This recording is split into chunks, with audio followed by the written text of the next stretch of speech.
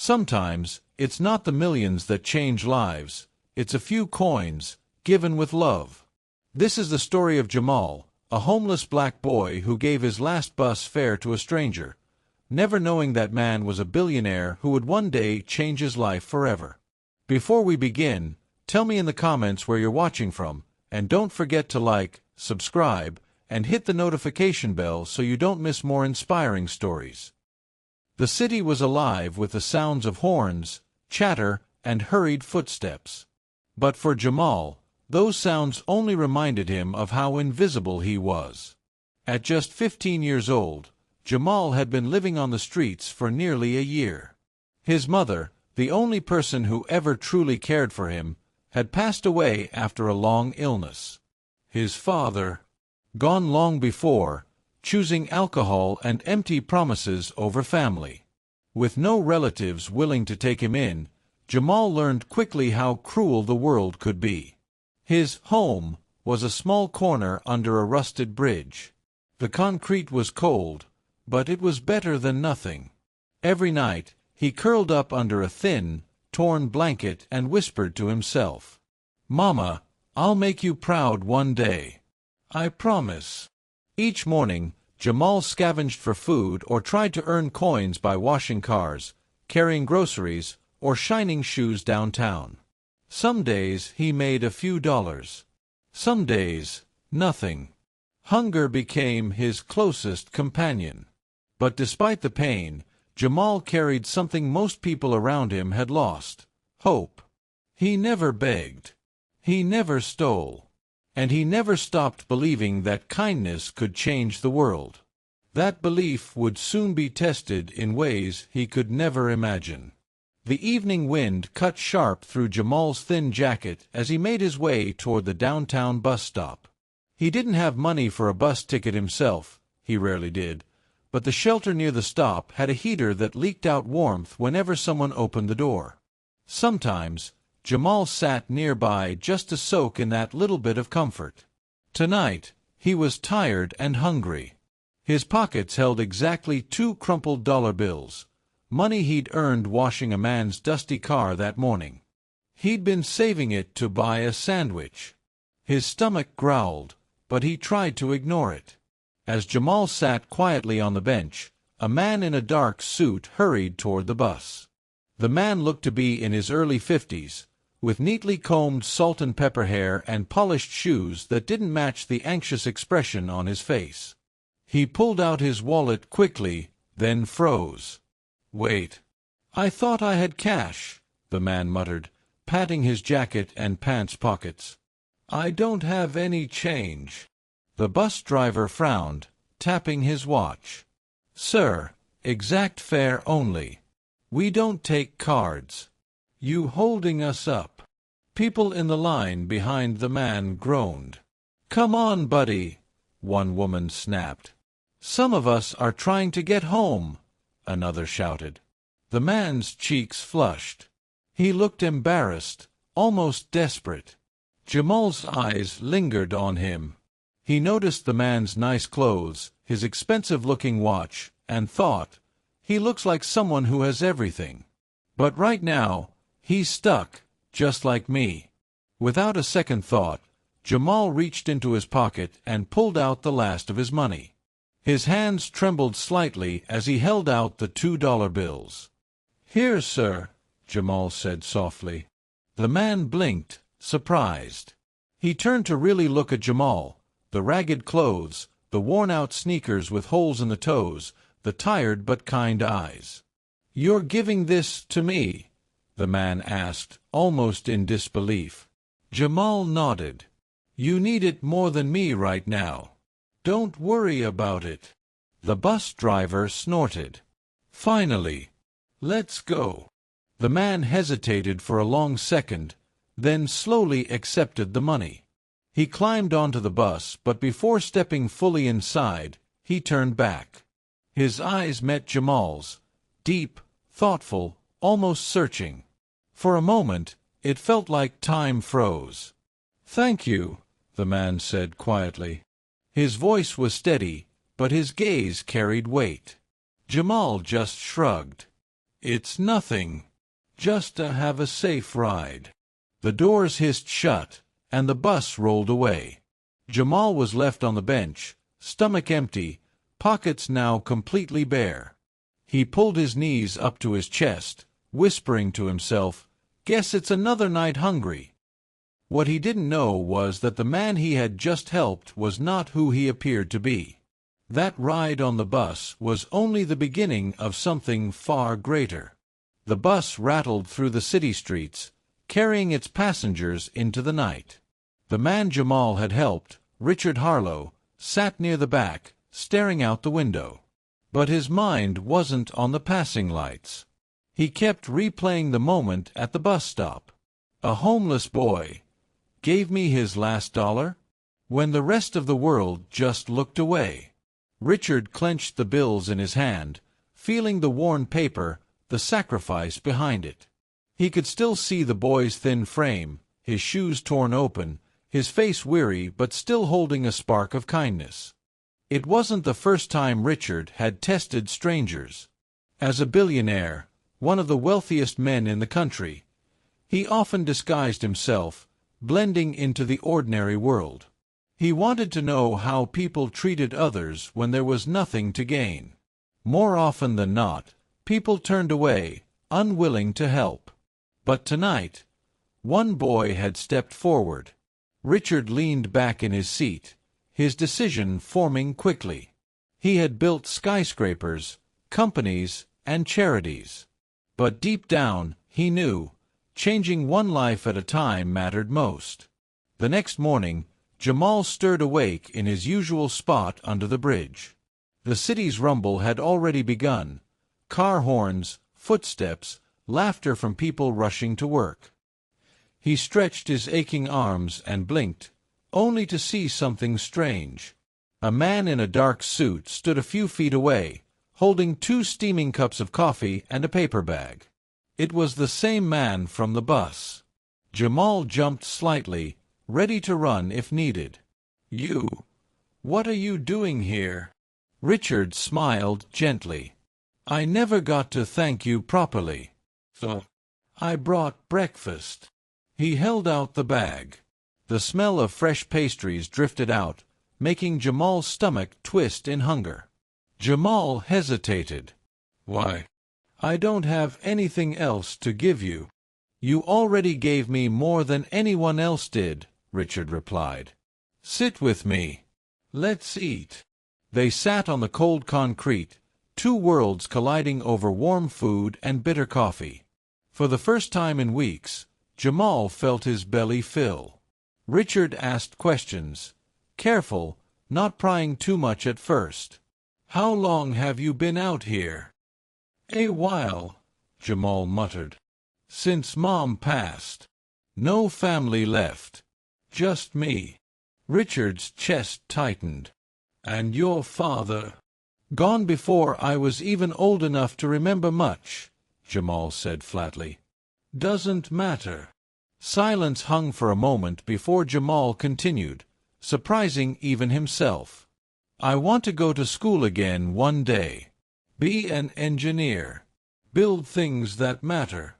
But," he looked at his dirty hands, "right now, I'm just trying to make it to tomorrow." Richard studied him, the honesty, the quiet strength, the hunger for more than survival. And right there, Richard knew, this boy wasn't just another homeless kid. He was someone worth believing in. What Jamal didn't know was that the man beside him wasn't just grateful, he was powerful. And he was about to open doors Jamal never thought possible. The next day, Jamal sat at his usual corner, trying to polish the shoes of hurried passers-by for coins. Most ignored him. Some shook their heads before he even spoke. His hands were raw from scrubbing, his stomach empty again. Then, a familiar voice called out, "Hard at work, I see." Jamal looked up. It was Richard, again. But this time, he wasn't holding pastries or coffee. He was holding out a folded jacket. "You looked cold yesterday," Richard said simply. "Here." Jamal blinked, suspicious. Strangers didn't keep coming back. In his world, people helped once, if at all, then disappeared. "Why are you doing this?" Jamal asked slowly, standing and brushing dirt off his knees. "I don't even know you. You don't owe me anything." Richard studied him for a long moment, then asked, "Do you believe in tests, Jamal?" The boy frowned. "Like in school?" "No," Richard said softly. "In life. Sometimes life puts us in front of tests we don't expect. Yesterday, at that bus stop, you passed one of the hardest. You had nothing, but you still gave something. That told me everything about you." Jamal shifted uncomfortably, his voice sharp now. "So what? You're saying I'm some kind of charity case? You feel sorry for me?" Richard shook his head. "Not at all. I don't feel sorry for you. I respect you." The words hit Jamal harder than he expected. Respect wasn't something he heard often. On the streets, people looked down at him, like he was dirt beneath their shoes. But here was a man in a fine suit, telling him the opposite. "Look," Jamal muttered, "I've seen people promise things before. They say they'll help, then they vanish. So forgive me if I don't trust so easy." Richard smiled faintly. "Good. Don't trust people too quickly. But sometimes you'll meet someone who actually means what they say. I want to prove to you I'm one of them." Jamal crossed his arms. "And how do you plan on doing that?" Richard leaned closer, his voice steady. "Come with me tomorrow. Just trust me for one day. If I'm lying, you never have to see me again." Jamal hesitated. His instincts told him to stay on the streets, safe in the misery he knew. But something in Richard's eyes, calm, firm, sincere, made him curious. "Fine," Jamal said cautiously. "One day. That's it." Richard nodded. "One day is all I need." What Jamal didn't know was that this test of trust was about to take him out of the alleys and into a world he never dreamed he'd step foot in. The next morning, Jamal stood on the corner where he and Richard had agreed to meet. His nerves buzzed. A part of him still thought the man wouldn't show, that it had all been some strange dream. But right on time, a sleek black car pulled up to the curb. Richard stepped out, dressed in a crisp navy suit, holding the door open. "Hop in," he said warmly. Jamal froze. This is your car." Richard chuckled. "One of them.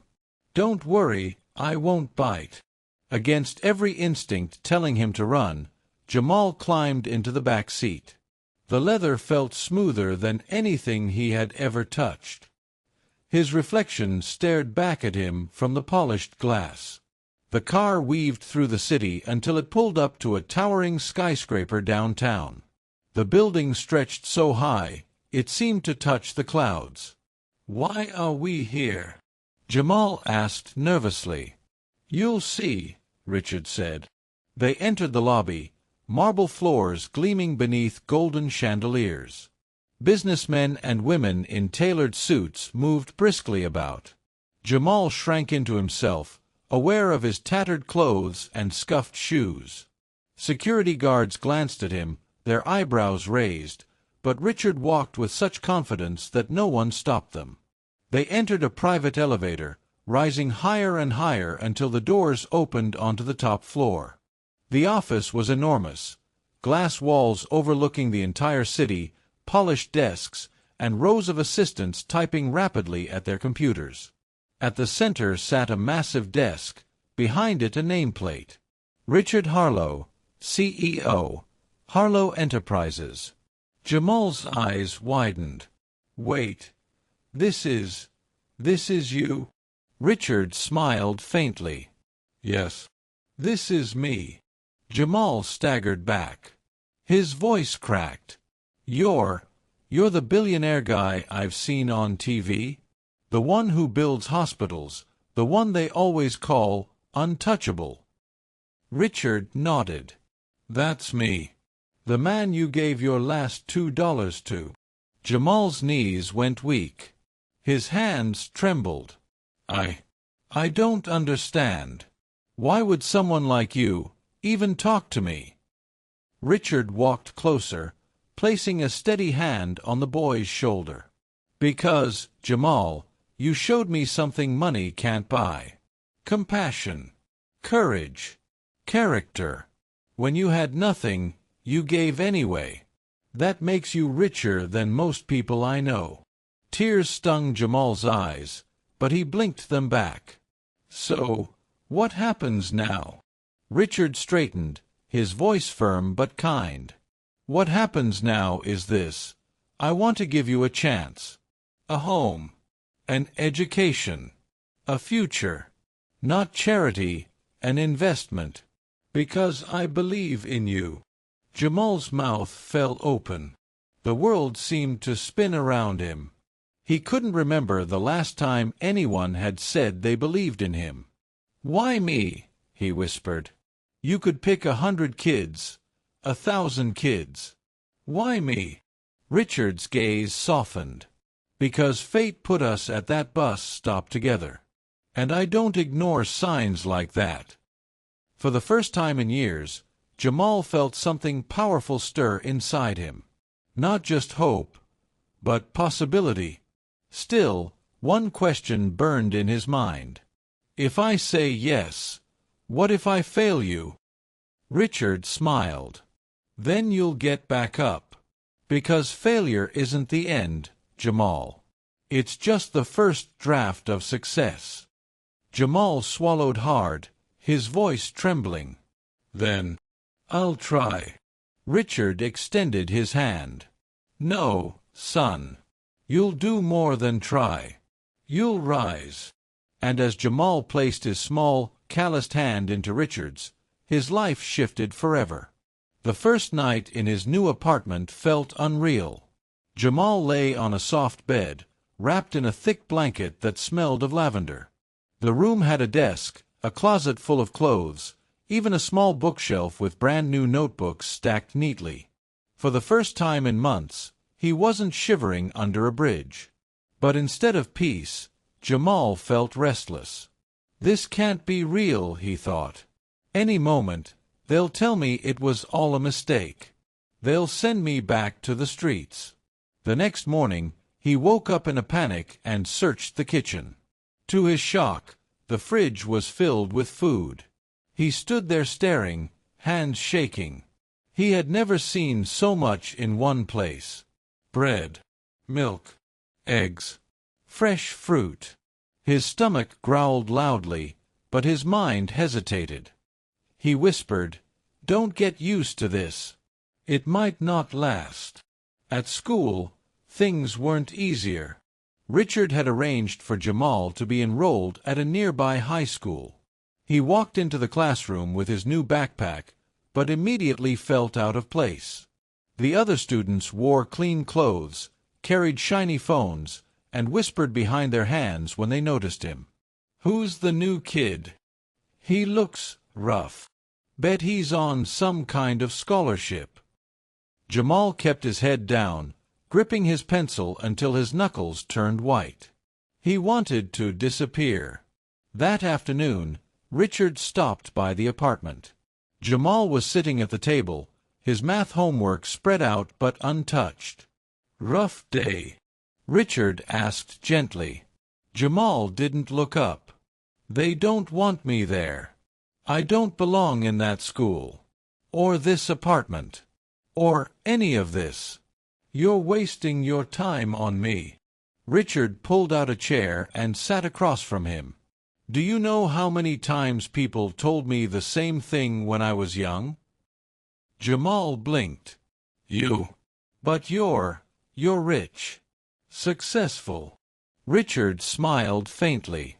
"And before that, I was a janitor. People laughed at me, too. They told me I'd never amount to anything. The only difference is, I didn't let them decide my future. And neither should you. Jamal's throat tightened. He wanted to believe him, but the doubt was strong. What if I mess up? Then you learn from it, Richard said firmly. I'm not asking you to be perfect. I'm asking you to keep going. That's how you'll win. For the first time, Jamal allowed himself to breathe a little easier. Maybe, just maybe, he could do this. In the weeks that followed, Jamal threw himself into his studies. He stayed late at school, asked teachers for help, and practiced solving equations until his eyes blurred. Slowly, he began to rise. But the fear of losing it all never fully went away. Every time he opened his fridge, every time he laid his head on that soft pillow, a small voice whispered, "This could all be gone tomorrow." And so, Jamal worked not only to prove himself to his teachers, but to prove himself worthy of the faith Richard had placed in him. Years passed like chapters in a book Jamal never thought he'd get to write. With Richard's guidance, Jamal pushed through high school. The nights of hunger and cold streets became memories he used as fuel. He studied harder than anyone else, stayed up late solving problems, and spent weekends at the library when others were out having fun. It wasn't easy. Some kids still whispered behind his back, mocking his past. But Jamal had learned to keep his head high. Each insult was just another reason to succeed. When graduation day finally arrived, Jamal stood tall in his cap and gown. His name was called Jamal Williams, valedictorian. The auditorium erupted in cheers, but none louder than Richard's. Sitting proudly in the front row, he clapped until his hands stung. His eyes shone with pride as if Jamal were his own son. Jamal stepped up to the podium, his speech trembling in his hands. He looked out at the sea of faces, his classmates, their parents, his teachers, and finally found Richard's steady gaze. It gave him strength. He cleared his throat. "A few years ago, I was homeless. I slept under bridges, wondering if I'd even live to see another day. Most people passed me by like I didn't exist. But then, someone saw me. Not for what I was, but for what I could become." He paused, emotions tightening his voice. "That person believed in me when I didn't believe in myself. And because of that, I stand here today, not just for me, but for every kid who feels invisible. Kindness changed my life. And kindness can change the world." The audience rose to their feet in a standing ovation. Applause thundered through the room. Richard's eyes welled with tears, quiet, proud tears only Jamal could notice. After the ceremony, Richard approached him. "I told you you'd rise," he said softly.